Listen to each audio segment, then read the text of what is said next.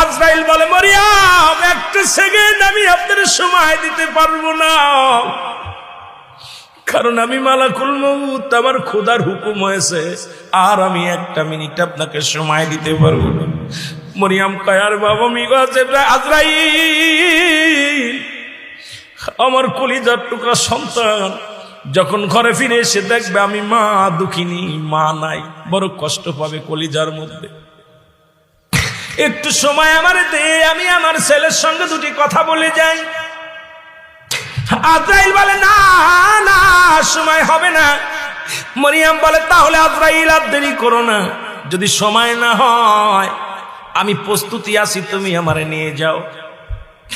আজরাইল আলাইহিস সালাম মরিয়ম আলাইহিস সালামের রূহটা নিয়ে গেলেন। মরিয়ম আলাইহিস সালাম জগতের মধ্যে পড়ে গেলেন। ঈসা আলাইহিস সালাম ফল নিয়ে ঘরের মধ্যে প্রবেশ করলেন। আশা দেখে মা জননী ঘরের মধ্যে শুয়ে আছে। ঈসা নবী চিন্তা করে, মা ঘুমাইছে, মাকে ডিস্টার্ব করা যাবে না।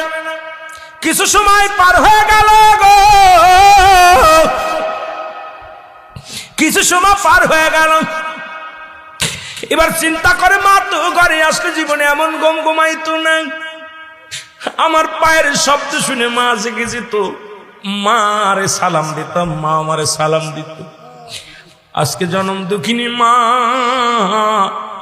ঘুমাইলো, কেমন গম ঘুমাইলো দেখি। মায়ের হাতটা ধরে বলে, মা দেখ, মা আর জগতে নাই, মা দুনিয়া থেকে চির বিদায় হয়ে গেছে। জোরে জোরে চিল্লায় বলো আল্লাহু আকবার। মুসলমান,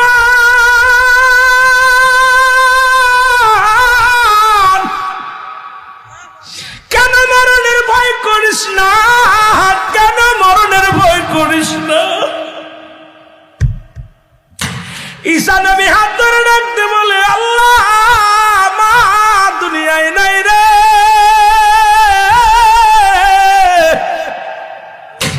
জনম দুঃখিনী মা চির বিদায়।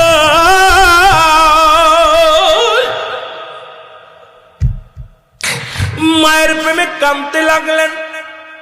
ঈসা নবী বলে, আমার আল্লাহ, তুমি তো আমাকে শক্তি দিছো মরাদারে জিন্দা করার, আমার মাকে একটু জিগাইব, একটু সুযোগ দাও। মাকে ডাকতে বলেন, মা। সঙ্গে সঙ্গে মরিয়ম আলাইহিস সালাম